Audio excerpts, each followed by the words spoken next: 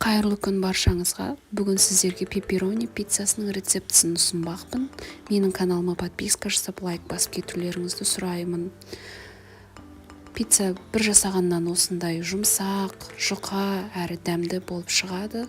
Ал ендеше менімен бірге болыңыздар. Пиццаның қамырына 100 грамм сары майды жылы сумен араластырып, сары майымызды ерітіп аламыз. Одан соң 2 ас қасық пісте майымызды қосамыз, 2 шай қасық шекерімізді және де 1 шай қасық тұзымызды қосып араластырамыз, және де 1 дана жұмыртқа қосып жақсылап тұрып араластырамыз.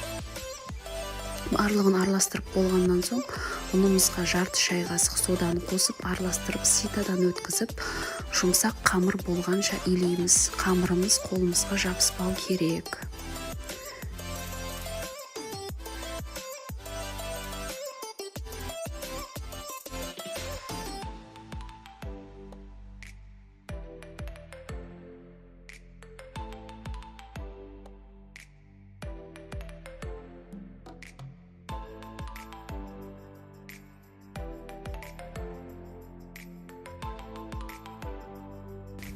Қамырымызды илеп болғаннан соң 20 минутқа қойып қоямыз.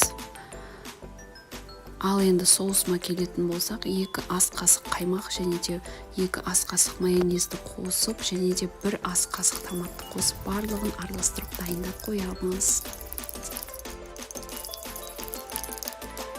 20 минут өткеннен кейін осылай қамырымызды алып, 3 бөлікке бөліп, домалақтап, тағы да бір 10 минутқа қойып қоямыз.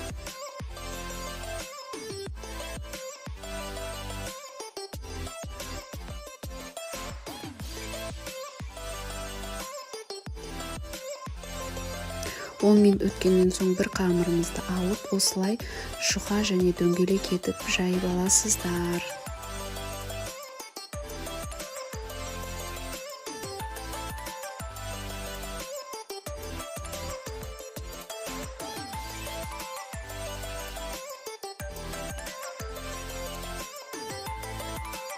Қамырымызды жайып болғаннан соң табамызды майлап, соған қамырымызды ретімен әдемілеп саласыздар да вилкамен тескілеп шығасыздар. Өйткені соусымыз қамырдың арасына да сіңуі қажет.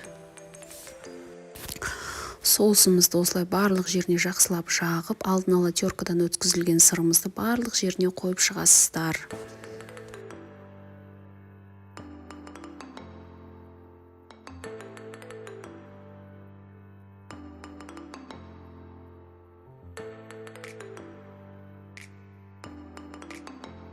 Сырымыздың үстіне домалақ етіп туралған колбасаларымызды барлығын жайғастырып шығамыз да алдын ала қыздырылған пешке 150 градусқа дәл 15 минутқа қойып қоясыздар.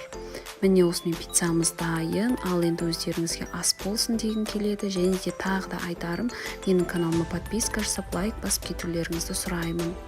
Ал ас болсын.